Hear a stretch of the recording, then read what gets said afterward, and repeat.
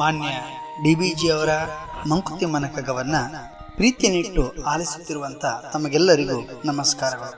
ನಾನು ಕರುಣಾಕರ ಬಳಕೂರು, ಗಾಯನದಲ್ಲಿ ವಿದ್ವಾನ್ ಸುರೇಶ್ ರಾವ್ ಅತ್ತೂರು. ಇಂದಿನ ಸರಣಿ ಸಂಚಿಕೆ 90. ಏನು ಆದೋಡೆ ಏನು ನೀನು ಎಲ್ಲಿ, ಹೋದಡವನು ಏನು, ಮಾನವನು ಅಬುದ್ಧಿಯ ಏನು, ಪ್ರಾಣವೇ ಮಾನವ ಅತೀತ ಒಂದು ಎಲ್ಲವನು ನುಂಗುವುದು, ಜಾನಿಸು ಅದಂ ಆವಗಂ, ಜಾನಿಸು ಅದಂ ಆವಗಂ ಮಂಕುತಿಮ್ಮ.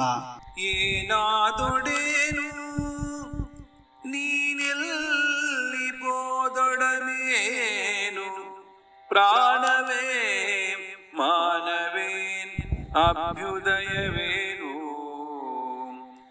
ಮಾನವಾತೀತ ಒಂದೆಲ್ಲವನು ನುಂಗುವುದು, ಜಾನಿಸದನ್ ಆವಗಂ ಮಂಕುತಿಮ್ಮ, ಜಾನಿಸದನ್ ಆವಗಂ ಮಂಕುತಿಮ್ಮ. ಬಂಧುಗಳೇ, ಇಂದಿನ ಕಗ್ಗದಲ್ಲಿ ಮಾನ್ಯ ಗುಂಡಪ್ಪನವರು ನಮ್ಮನ್ನು ಮತ್ತು ಈ ಜಗತ್ತಿನ ನಡುವೆ ಒಂದು ಶಕ್ತಿ ಆವರಿಸಿಕೊಂಡಿದೆ ಅಂತ ಹೇಳ್ತಾರೆ. ಆ ಶಕ್ತಿಯನ್ನ ನಾವು ಧ್ಯಾನಿಸುವ ಮೂಲಕ ನಮ್ಮ ಬದುಕನ್ನ ಸಾರ್ಥಕ ಮಾಡಿಕೊಳ್ಳಬೇಕು ಎನ್ನುವಂತಹ ಒಂದು ವಿಶೇಷವಾದಂತಹ ಅನುಭವವನ್ನ ನಮ್ಮ ಎಲ್ಲರಿಗೂ ಕೂಡ ಈ ಕಗ್ಗದಲ್ಲಿ ತೆರೆದಿಡುವುದನ್ನು ನಾವು ಕಾಣಬಹುದು. ಈ ಭೂಮಿಯ ಮೇಲೆ ಬದುಕುವ ಹುಲು ಮಾನವ ಅವನ ಜನ್ಮದಲ್ಲಿ ಏನು ಬೇಕಾದರೂ ಆಗಬಹುದು. ಅವ್ರು ಹೇಳ್ತಾರೆ, ನೀನು ಎಲ್ಲಿ ಬೇಕಾದ್ರೂ ಹೋಗ್ಬಹುದು, ಅದು ನಿಮ್ಮೆಲ್ಲರ ಆಯುಷ್ಯಕ್ಕೆ ಪ್ರಾಣಕ್ಕೆ ಸಂಬಂಧಿಸಿದಾಗಿದೆ ಅಂತ ಹೇಳ್ತಾರೆ. ನಮ್ಮ ಘನತೆ ಇರಬಹುದು, ಗೌರವ ಇರಬಹುದು, ಅವೆಲ್ಲದಕ್ಕೂ ಸಂಬಂಧಪಟ್ಟಿದ್ದಾಗಿದೆ.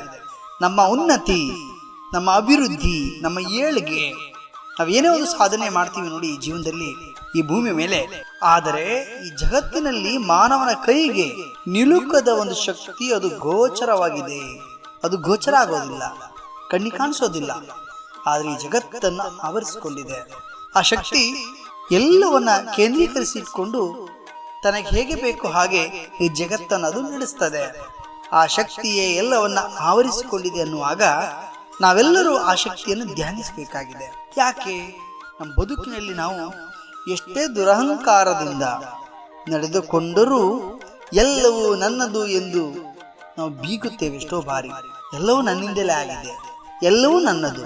ಆದರೆ ನಿಜವಾಗಿ ನಾವು ಸೂಕ್ಷ್ಮವಾಗಿ ನಾವು ಗಮನಿಸಿದರೆ ಇಲ್ಲಿ ನಾನು ನನ್ನದು ಏನೂ ಇಲ್ಲ, ಎಲ್ಲವೂ ಶೂನ್ಯ. ಕಾರಣ ನಮ್ಮ ನಡುವೆಯೇ ಕಣ್ಣಿಗೆ ಕಾಣದೇ ಇರುವಂತಹ ಪರಮಚೇತನ ಶಕ್ತಿಯು ಎಲ್ಲವನ್ನು ಸಾಧಿಸುತ್ತದೆ ಎನ್ನುವ ಸಾಮಾನ್ಯ ಪ್ರಜ್ಞೆ ನಮಗಿರಬೇಕು.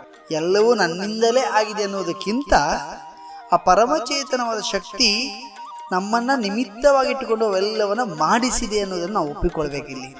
ಆದರೆ ಎಷ್ಟೋ ಬಾರಿ ನಾವು ಅದನ್ನ ಒಪ್ಪಿಕೊಳ್ಳಲು ಸಿದ್ಧರಿಲ್ಲ. ಯಾಕಂದ್ರೆ ಎಲ್ಲವೂ ನಾವೇ ಸಾಧಿಸಿದ್ದು, ನಾನೇ ಸಾಧಿಸಿದ್ದು, ಇಲ್ಲಿ ನಾನು ಅನ್ನೋದು ಬಂದಾಗ ಅದು ಅಹಂಕಾರದ ಸೂಚ್ಯವಾಗ್ತದೆ. ಎಲ್ಲವೂ ನನ್ನಿಂದಲೇ ಸಾಧಿತವಾಯಿತು ಅಂತ ತಿಳಿತಾರೆ. ಇದು ತಪ್ಪು ಕಲ್ಪನೆ. ನಾವಿಲ್ಲಿ ಮತ್ತೆ ಮತ್ತೆ ನಾವು ನೆನಪಿಸ್ಕೊಳ್ಬೇಕು ಅಥವಾ ಅದನ್ನ ಪುನರಾವರ್ತನೆ ಮಾಡಿಕೊಳ್ಬೇಕು. ನಾವಿಲ್ಲಿ ನಿಮಿತ್ತ ಮಾತ್ರ. ಆ ಪರಮಚೇತನ ಶಕ್ತಿಯು ರಹಸ್ಯವಾಗಿ ನಮ್ಮಿಂದಲೇ ಎಲ್ಲವನ್ನು ನಿರ್ವಹಿಸ್ತದೆ. ಹಾಗಾಗಿಯೇ ನಾವೆಲ್ಲರೂ ಆ ಪರಮಚೇತನ ಶಕ್ತಿಯನ್ನ ಧ್ಯಾನಿಸೋಣ. ಏನಂತೀರಿ?